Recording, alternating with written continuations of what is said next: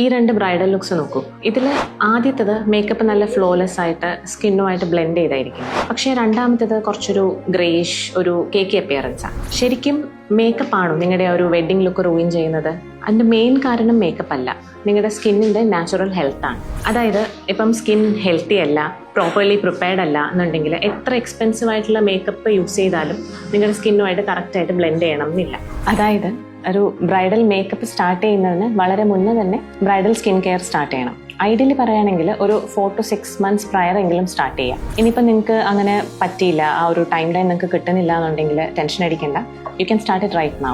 നിങ്ങളുടെ സ്കിൻ ടൈപ്പിനെ സ്യൂട്ട് ചെയ്യുന്ന ഒരു സ്കിൻ കെയർ റുട്ടീൻ കൺസിസ്റ്റൻ്റ് ആയിട്ട് ഫോളോ ചെയ്യുക. നിങ്ങളുടെ ഇപ്പോഴത്തെ കറണ്ട് കൺസേൺസ്, അതായത് ഇപ്പം ആക്നെ, സ്കാർസ്, പിഗ്മെന്റേഷൻ, ടാനിങ് അങ്ങനെ എന്തെങ്കിലും ഉണ്ടെങ്കിൽ അതൊരു ഡെർമറ്റോളജിസ്റ്റിന്റെ ഹെൽപ്പോടെ ട്രീറ്റ് ചെയ്യുക. കൂടാതെ ഒരു ഹെൽത്തി ലൈഫ് സ്റ്റൈൽ, അതായത് eat well, sleep well, stay hydrated. പിന്നെ അത് മാത്രമല്ല ഒരു ലാസ്റ്റ് മിനിറ്റ് DIYs അല്ലെങ്കിൽ പുതിയ പ്രോഡക്ട്സ് യൂസ് ചെയ്യുക, അതൊക്കെ അവോയ്ഡ് ചെയ്യുക. നമ്മുടെ മെയിൻ എയിം ഇതുപോലെ ക്വിക്ക് ഫിക്സസ് ആകരുത്, സ്കിന്നിന്റെ ഓവറോൾ ഹെൽത്ത് ആവണം. സോ ലാസ്റ്റ് മിനിറ്റ് DIYസിന് പകരം consult your dermatologist for a personalised bridal skin care plan.